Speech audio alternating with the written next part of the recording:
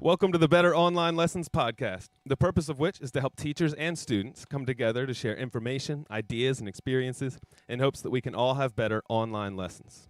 My name's Chris, and this week I'm excited to be speaking with saxophonist, both live and in the studio, teacher, mentor, Yamaha artist, Mr. Greg Thompkins. Greg, thank you for joining me today. Hey, Chris. Thanks for asking me to do this. This is awesome. Absolutely. I'm really excited to get your insight because you're not new to teaching. How long have you been teaching online?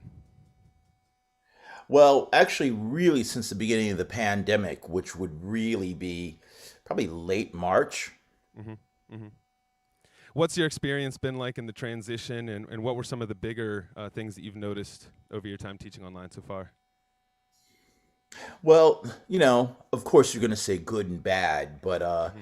one of the better things was unbelievably, some students actually did better taking their lessons online. And the reason really is that when I teach at a music studio, the parents have to come and get their kids at home, put them in the van, bring them over to the studio.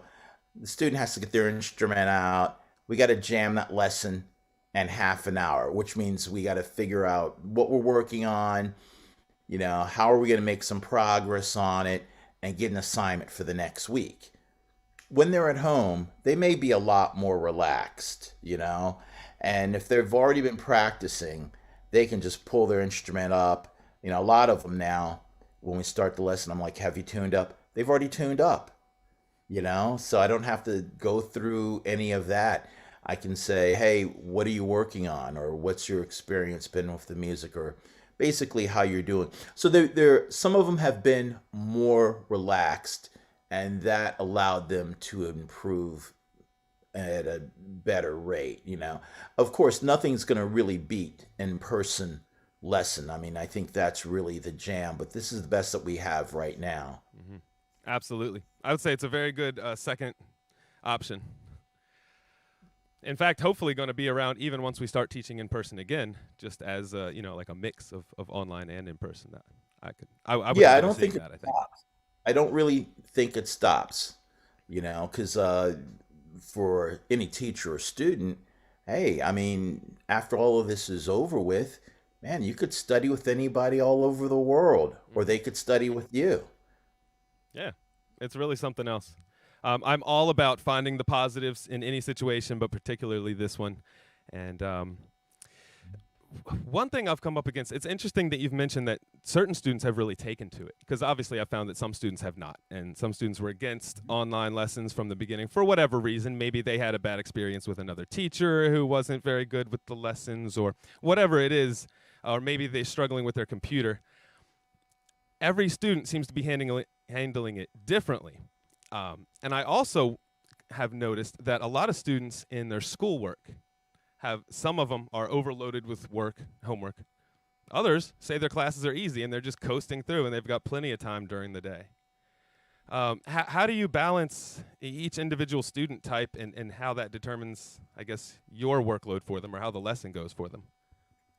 Okay, so I'm looking at this as a different situation than normal, meaning that many students come in, maybe they were in competition for first chair and band and concert band, or maybe they want to learn improvisation and we're looking at things over a period of months, because they know the performance is coming up, all these things that they got to do, they have to organize it with everything else.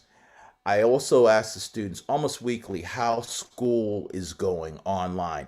Some students, yes, they're okay. A lot of students, they're not really okay, because they need that interaction. They need the teacher to come around and help them with whatever it is, their math problem or their English problem. Mm-hmm.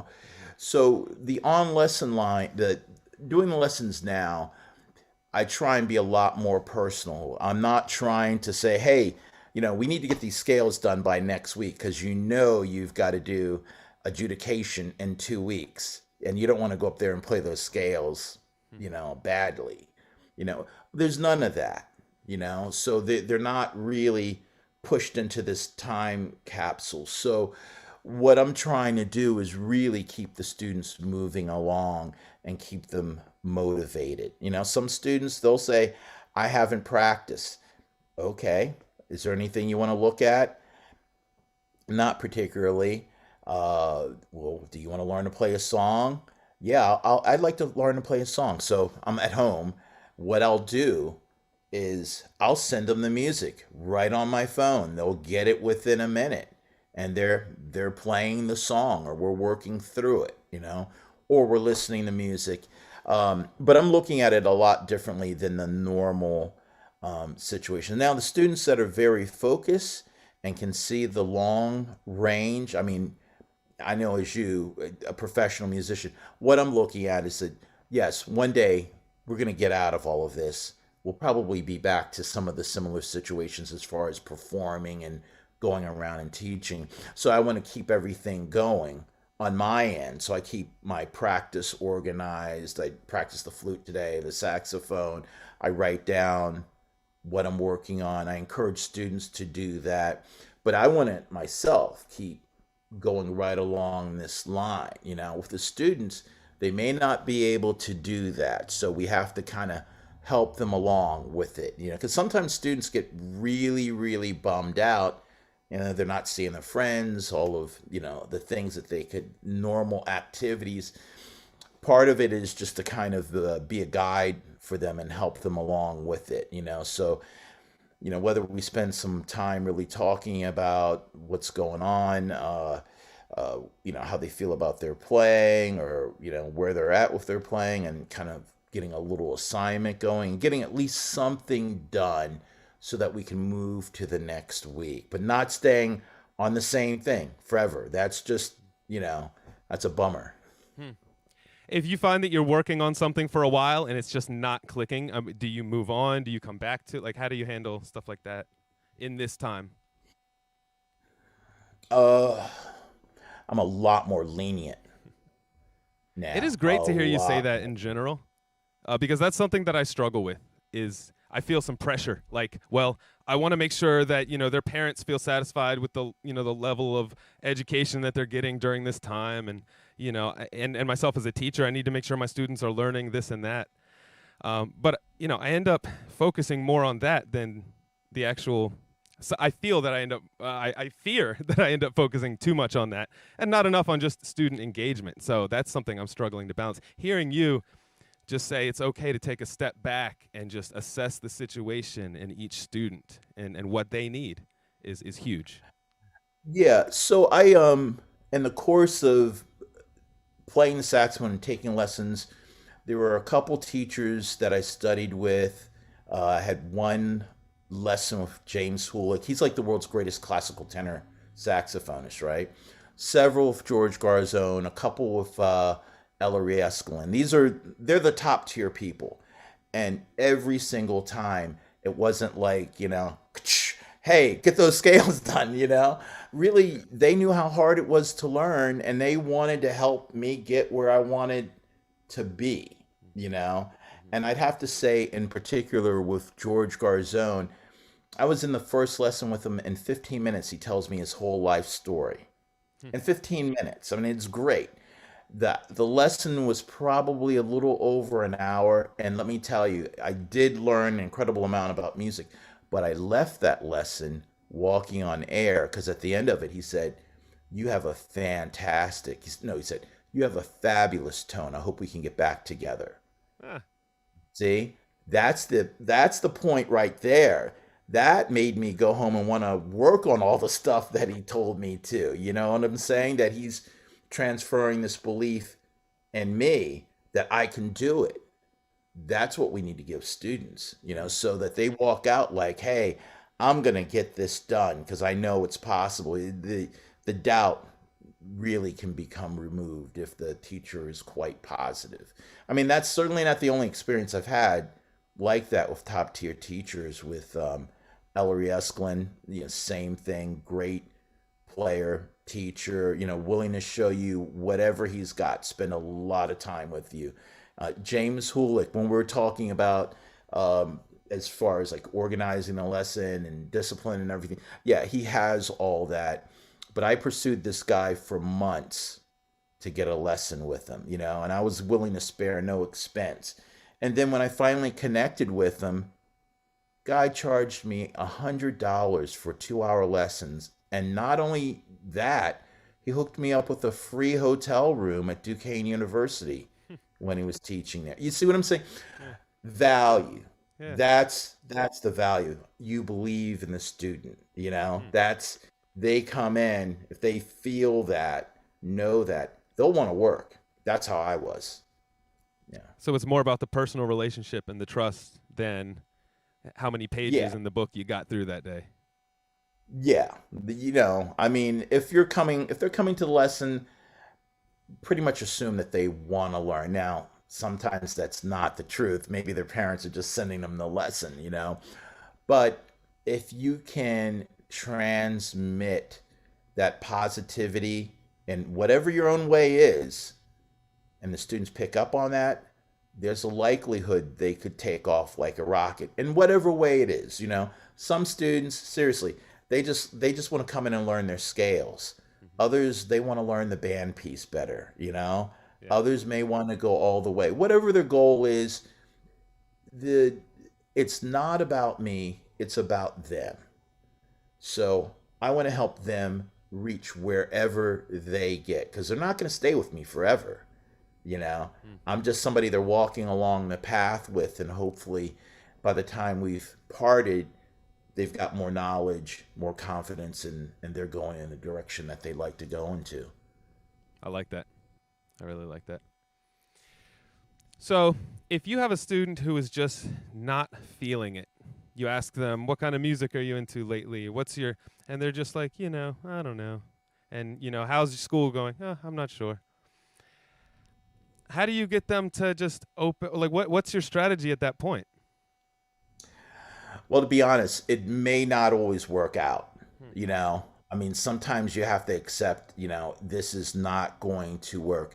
I remember a younger person who wasn't a music student, but was somebody in the business, who said to me once, Greg, you're not always going to win.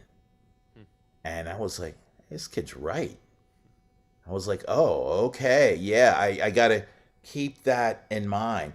At that point, you have to have some honest, conversations, but don't put the boogeyman on them and make them feel bad. Yeah, I had a student recently that studied with me for probably 4 or 5 years. He was saying that he wanted to be a professional musician, go to college and all that, and major in it. And, I told him, hey, these are the things you can do. Here's the pitfalls, right? But it turned out like the last year, he just wasn't getting the work done that he needed to get done. Okay, I just kind of rolled with it. And then one day, he comes in and says, well, I think I want to go into the food industry. And I was like, that's cool. That's great. You have something that you want to do. I encourage you to do it. I mean, this certainly is not for everybody. And I'm not trying to convert people to make them professional musicians, because I've seen a lot at the age of 57, that says that this is not for everybody. But for those who choose and they're into it, I think it's pretty awesome. Right on. We've heard, you've mentioned a few of the positives that you find in the online platform versus the in-person. And of course, there's the negatives as well. But are there any struggles that you've had with the online realm that you're working to overcome, or goals that you're setting for yourself in terms of online lessons? Boy, that's really a great question, because it's not something that I'm thinking about so much. I mean, what do I miss? When you're in the room with somebody and you can hear all the elements of their sound, Yes.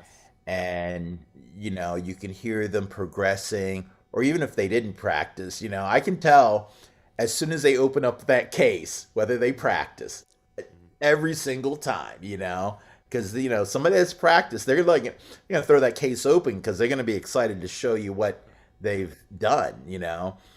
But if they haven't, they're gonna creak that case open. I got to go wet my reed. Everything is gonna be slow. So that element you don't have.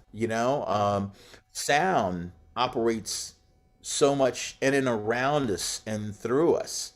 You can't get that on a computer Hmm. screen. So I don't know if that is something to overcome. Yeah. Right now, like I said before, I'm looking at this whole thing as a bridge to get to the next, whatever the next thing is. For some people, I have a young lady that's taking flute lessons with me, and her and her husband, they're going to move to Texas, and she goes, "I still want to take flute lessons with you Yeah. in Texas." So yeah, there'll be an element that we won't have. But unbelievably, still through the computer, I can still hear her sound improve. Hmm. Um, but it's not like what normal lessons are, obviously. For sure. Would you ever see a mix of online? Let's say somebody wanted to take online lessons with you primarily, but once a month meet up in person to get that feedback. Would that be something that you would consider also? Yeah, definitely. Yeah. I look forward to the day where we actually have low latency um, Zoom calls to where we can actually Mhm. play together over the internet. There's programs like Jam Kazam, and I wasn't able to get that to work on my computer. People are trying to get that to work. So that's one thing that Mhm. I'm very much looking forward to, because not being able to play together has to be the ultimate downfall of the online platform right now. So that's something I'm eagerly awaiting. Mhm. Well, I'm sure technology will get us there one day, and will get us there cheaply. I grew up in the 1970s, right? No iPhone, no computer, none of that. We wouldn't have had any of this back then. We would have been sitting in our houses,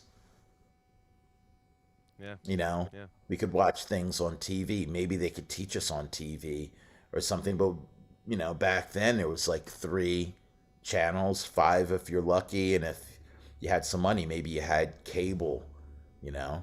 Hmm. Hmm.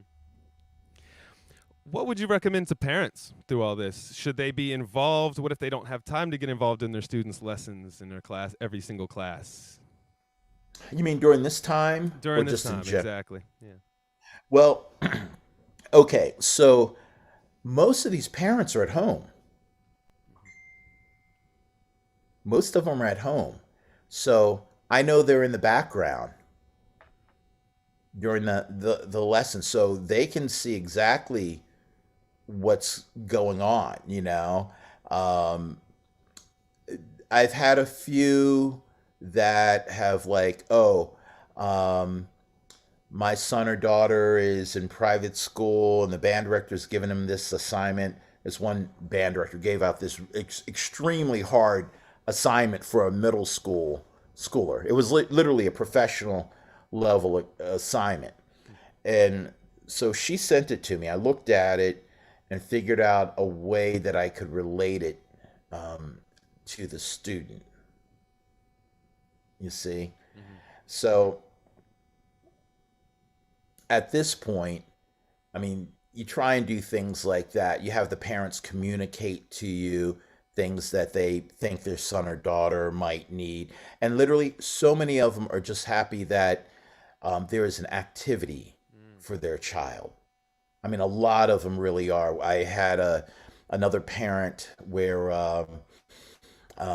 one of the family members got ill, and then there was a financial situation. It looked like they were going to have to stop taking lessons, um, and the mom was just, she was just really, really upset. Uh, and I run the Baltimore Jazz Education Project, and we help fund lessons sometimes. So I went to the founders and I said, "Hey, this is the situation with this family. Do you think we can step in here?" And it was just tremendous. So the kids taking lessons, but the family's having there are people out there having a hard time. So if you can bring something to the table to make people's lives better, no matter what it is, I think that's a good thing. If parents are willing to communicate with you and build a relationship, I think that's great. Hmm. That's a big thing that you mentioned. A lot of parents are just happy that their child has an opportunity, an activity to engage them through all this. Again, found myself putting this pressure on myself, like, oh, I hope the parents think that their child's getting enough. But a lot of them are just happy that they're involved in something throughout the day that's not the same, video games or whatever it is. Um, Yeah, well, things already intense enough right yeah. now for everybody. My idea is to try and turn that down. You see what I'm saying? Yeah. Turn it down. Hopefully, when the student leaves that lesson, that their attitude is a lot better. You see what I'm Hmm. saying? That'll cause better interaction with the parents, And since a lot of times they're right, I mean, like they could be in the next room, they can hear everything.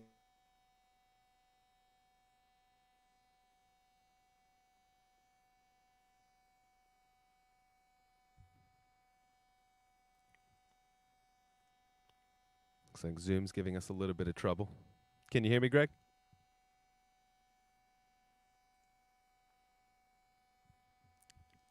Hope we didn't lose you.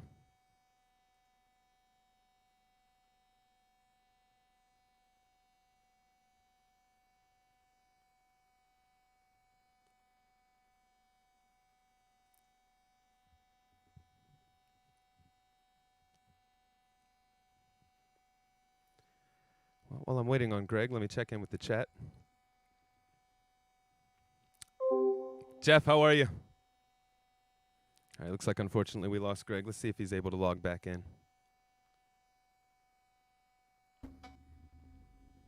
Hey, Hi, Chris, Greg. Welcome lost you back. for a second. Yeah, no worries, no worries.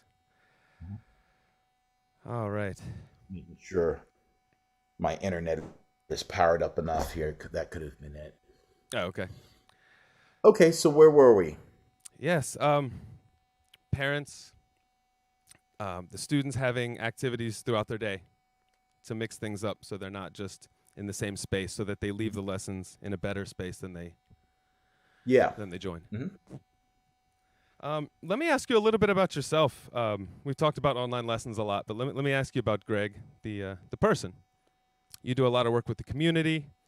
I have your information on screen, by the way. Www.rolandparkjazz.com. So if you're just listening and you don't see the screen, that's where you can find Greg Thompkins. You're also relatively active on Instagram, right? A little bit. A friend of mine, Kate Talent, said, "Hey, you need to get on Instagram." So I post every once in a while. I still haven't learned how to maneuver everything. Oh, it's always changing anyway. So,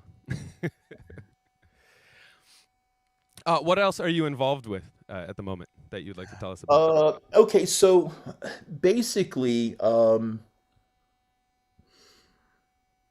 since I got, I started going to Towson University at the age of 17. Okay, so I've been in music for 40 years. So I've been through a lot of ups and downs, all the financial stuff that's happened in the country over that whole period, right?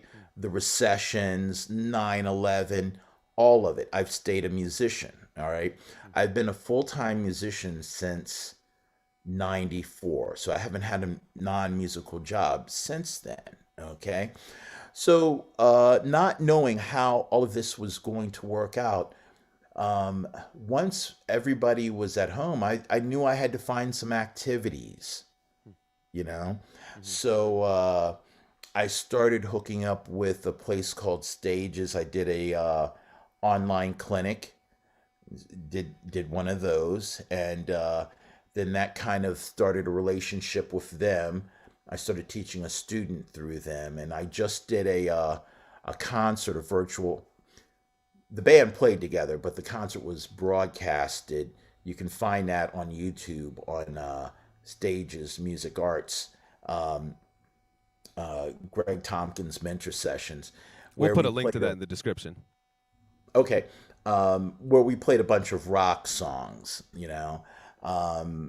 So the band was rehearsed. I did a one rehearsal with them, and then we went in and did it. I've been doing different projects the whole time, so I knew that um even though everything else changes, in my idea as a musician, you don't change. You stay in the game if you can. And luckily, because we have all these online resources, I just moved everything onto that real quick.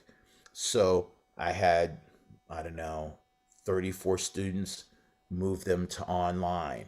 I did the thing with stages. I did several Zoom meetings. I hosted some Zoom meetings with different local music teachers. I think you were part of that.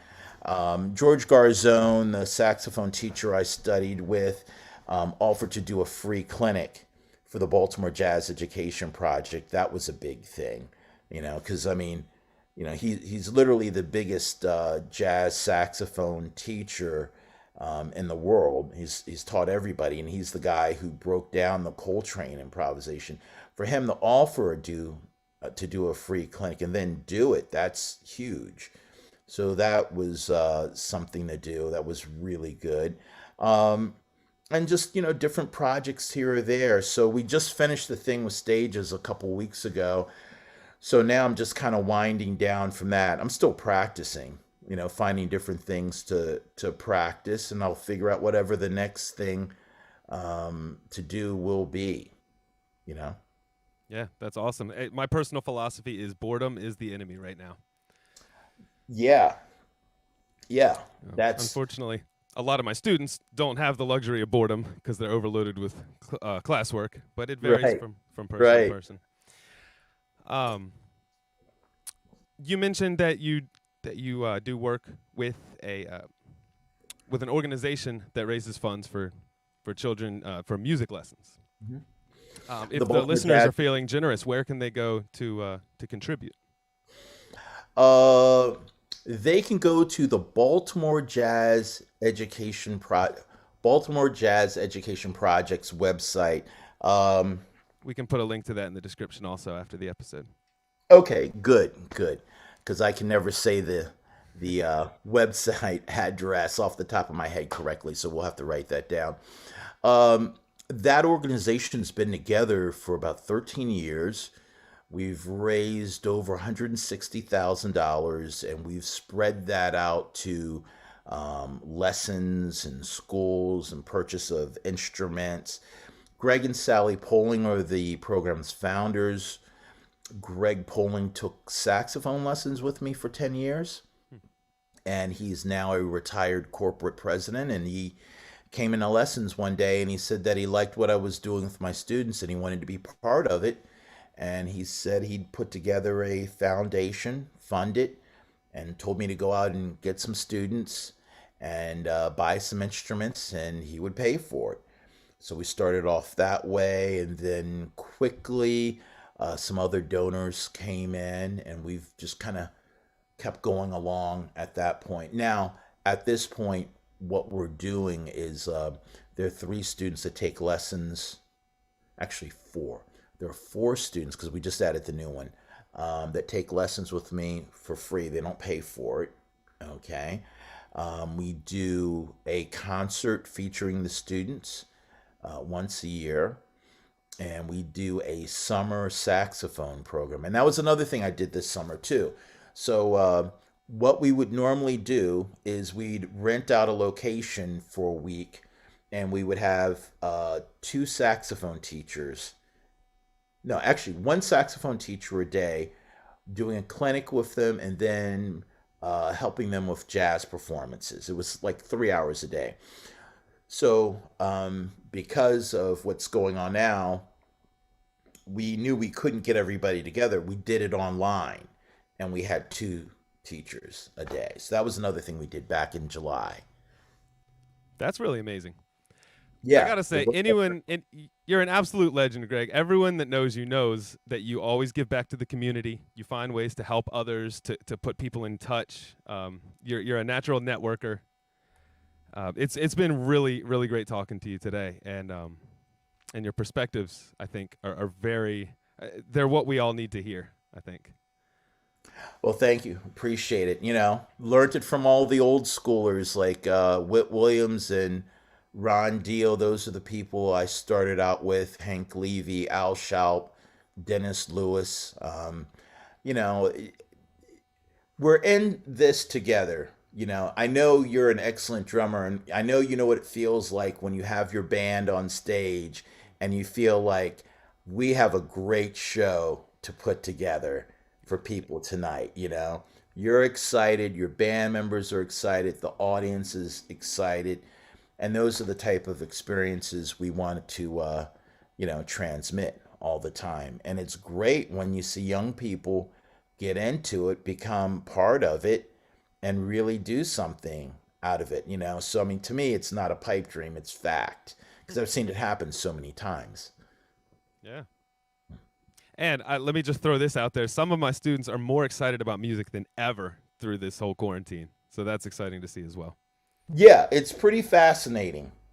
So I guess you know that there's been more guitar sales than ever.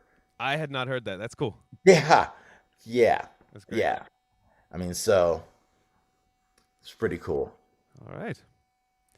Well, is there anything that we haven't touched on today? Any messages that you'd like to give to other teachers or students or even parents? Well, one thing that we haven't talked about, listen to music on a daily basis. Play your instrument every day. Before we did this conversation we're having now, I was telling you that I had read that Jimmy Page of Led Zeppelin said he's playing his guitar every day. Nice. Every day. And to me, Jimmy Page is like, he's way up there in the musical canon. If this guy says he's playing his guitar every day, I should play my saxophone every day. I love it. I love it. Yeah, so that's basically it. Yeah, that's great. That's great to hear. Well, thank you so much for your time. Again, everyone, Greg Thompkins, his website, rolandparkjazz.com. You can find him on Instagram at Gregory_L_Tompkins. And I just can't thank you enough for your perspectives today. All right. Thank you, Chris. Thanks for having me. Absolutely. Bye, Greg. Bye bye. Bye, everyone. Mhm.